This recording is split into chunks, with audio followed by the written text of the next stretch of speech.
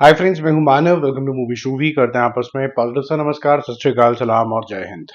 कल मुझे कम से कम नहीं तो 20 या 25 लोगों ने अनसब्सक्राइब किया। और इसमें से ज़्यादातर जो लोग थे वो मुस्लिम कम्युनिटी के थे। और इस बात का मुझे बिल्कुल भी बुरा नहीं लगा, मुझे एक्चुअली अच्छा लगा। उनका ये जो स्टेप था ये बहुत ज़्यादा ज़रूरी था। इसके बारे में हम बात करेंगे जब हम केरला स्टोरी के ऊपर बात करेंगे। अभी फिलहाल के लिए हम बात करने वाले हैं एक इंटरेस्टिंग फिल्म की। और ये कोशिश करेंगे समझने की कि भाई ये इस तरीके की फिल्में सलमान खान क्यों नहीं करता है। तेरे नाम का आज डे 3 है। लगभग लगभग 75 लाख का बिजनेस ये करेगी आज। और 1.25 करोड़ के आसपास ये पहुंच जाएगी अगर हम सारे ए बी सी सेंटर सब मिला लें। काफी अच्छी तरीके से इसका रिस्पांस आया है। मैंने इसको दोबारा थिएटर्स पे तो नहीं देखा है, बट आई एम श्योर जिन लोगों ने देखा है उन्होंने वो जो ट्रू सेंस में जो उसको अल्फा मेल की डेफिनेशन कहा जाता है वो यहाँ पर आपको सलमान खान दिखते होंगे।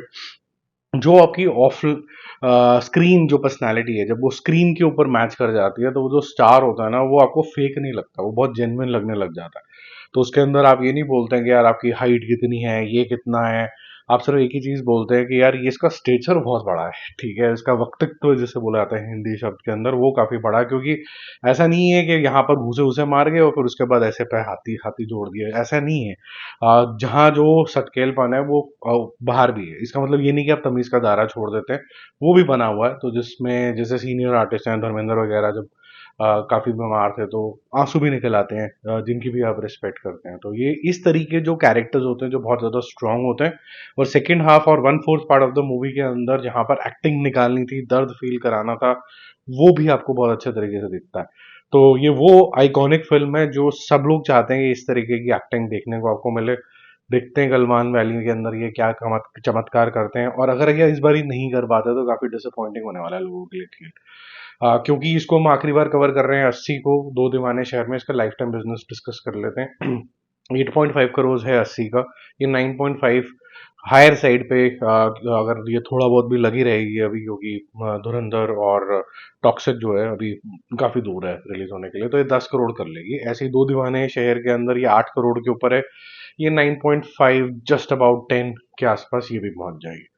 अब बात करते हैं और रोमियो की, जिसका डे 17 है और लगभग लगभग 1.5 करोड़ का बिजनेस करके ये 76 करोड़ पे आज पहुंच गई है। 114 करोड़ रुपीज इसका वर्ल्ड वाइड टोटल हो गया। अब इंपॉर्टेंट चीज यहाँ पर शाहिद कपूर के पिक्चर की ये है कि ये 75 करोड़ रुपीज के ऊपर ब्रेक इवन हो रही थी, आज ये 76 कर गया। जिनको उत्तेजना बहुत ज्यादा जाग रही है कि 75 पे कैसे कर रही है, ये पिक्चर तो 100 करोड़ की बनी है। बिजनेस एनालिसिस के अंदर आपको इंटरेस्ट रहता है, फिल्मों के बिजनेस साइड में आपको इंटरेस्ट रहता है, तो इसका जो बिजनेस एनालिसिस है किस जंक्शन पे जाके ये हिट होगी, कैसे पैसे कमाती है, ये आप जाके एक प्लेलिस्ट है मेरी, जाएंगे आप चैनल के ऊपर आपको दिख जाएगी जहां पर सारे बिजनेस एनालिसिस आपको देखने को मिल जाते हैं।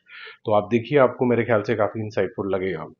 बॉर्डर 2 के बारे में बात करते हैं। डे 38 है, अभी भी लगी हुई है और ये और मेरे ख्याल से 10 दिन लगी ही रहेगी।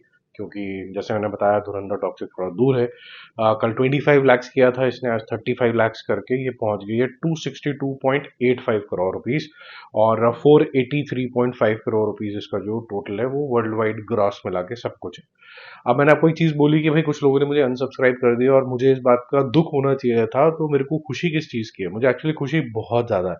द केरला स्टोरी 2 का जो डे 3 है, पहले मैं उसका नंबर बताता हूँ और फिर उसके बाद मैं आपको बताता हूँ कि ऐसा मुझे क्यों अच्छा फीलिंग है। 4.75 करोड़ रुपीस ने कल किया। उससे पहले जीरो डे जो था इसका, उसके अंदर भी इसने करीबन 70 लाख रुपीस का बिजनेस कर लिया था। आज ये 5.5 के आसपास का बिजनेस करेगी।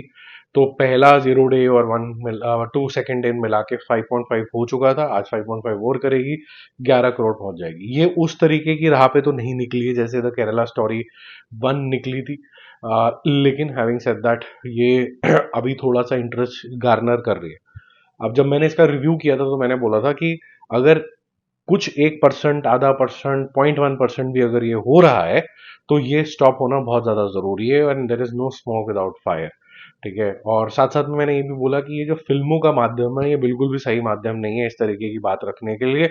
क्योंकि आपके पास कंप्लीट क्रिएटिव फ्रीडम हो जाता है कि आप जो दशा है उसको दुर्दशा भी दिखा सकते हैं और जिसकी वजह से जो इंटरप्रिटेशन है वो और सॉलिड भी हो सकता है। तो ये चीजें अगर गवर्नमेंट, इंस्टीट्यूशन, पुलिस और ज्यादा से ज्यादा जैसे जो आपके न्यूज चैनल्स होते हैं अगर वो करें तो वो ज्यादा बेटर रहेगा, रादर देन फिल्म एंटरटेनमेंट के लिए होती है, आपकी टेंशन कम करने के लिए होती है। ये बीड़ा उठा लेना जबरदस्ती कि हम समाज का आईना बन जाएंगे, ये मेरे ख्याल से थोड़ा सा खराब है। और ये जो पॉलिटिकल मैटर्स, रिलीजियस मैटर होते हैं, इस पे तो मेरे ख्याल से फिल्में बिल्कुल भी नहीं बननी चाहिए। फिल्मों का एक जो रोल वो जरूर ले सकते हैं कि ऐसा क्या इंस्पिरेशन थे जिससे इंडिया के लोग जुट जाएं, ठीक है। और जैसे कि हमारा जो गाना भी है जो बड़ा पॉपुलर होता है, अब सब लोग T20 देख रहे हैं, माँ तुझे सलाम, उसके अंदर सलाम भी जो एक वर्ड है वो ज्यादातर कहते हैं उर्दू वर्ड है, तो उसके अंदर आप कह सकते हैं कि यार माँ तुझे सलाम अगर माँ है और भारत माता है, और A R रहमान ने उसको कंपोज किया है, गाया है, तो जो स्पिरिट है हर जो मुसलमान की है वो ऐसी तो नहीं हो सकती कि वो एंटी हिंदू होगा या एंटी इंडिया होगा। लेकिन ऐसा भी नहीं है कि कुछ लोग नहीं होंगे। अब अगर इस बात को रिलेट किया जाए कि जो मैंने बोला आपको कि मुझे किस चीज की खुशी हुई, कौन है जो ये लोग दुखी होकर चले गए कि यार आपने ऐसे कैसे बोल दिया। एक्चुअली शायद वो अच्छे लोग होंगे जो छोड़ के चले गए कि सर एजेंडा प्रोपोगंडा जैसी फिल्में बनती हैं, आप उसको सपोर्ट नहीं कर सकते। पहले तो मैं किसी को सपोर्ट नहीं करता हूँ, लेकिन उनको ऐसा लगा कि यार आप इसकी बात कर रहे हो क्यों, क्योंकि मैं इस चीज़ की बात कर रहा हूँ। अगर आपने मेरा रिव्यू भी देखा होगा कि आप अपने बच्चों को क्या सीख दे रहे हैं, तो मैं पेरेंटहुड के ऊपर बात कर रहा था, मैं इस बारे में बात कर रहा था कि लड़कियों के साथ क्या हो रहा है, और लास्ट में मैंने रिलीजन की बात करी थी। तो ये जो लोग हैं जो ये छोड़ के गए, एक्चुअली उनको दुख हो रहा था कि यार हमें तो ये नहीं सिखाया गया था, और अगर हमने ये सब चीजें नहीं करी हैं, हमारे रिलीजन के जो लड़के हैं जहां हम उठते बैठते हैं वहां तो नहीं हुआ, तो ये मूवी में दिखाया जा रहा है और ये इंसान ऐसा क्यों बोल रहा है।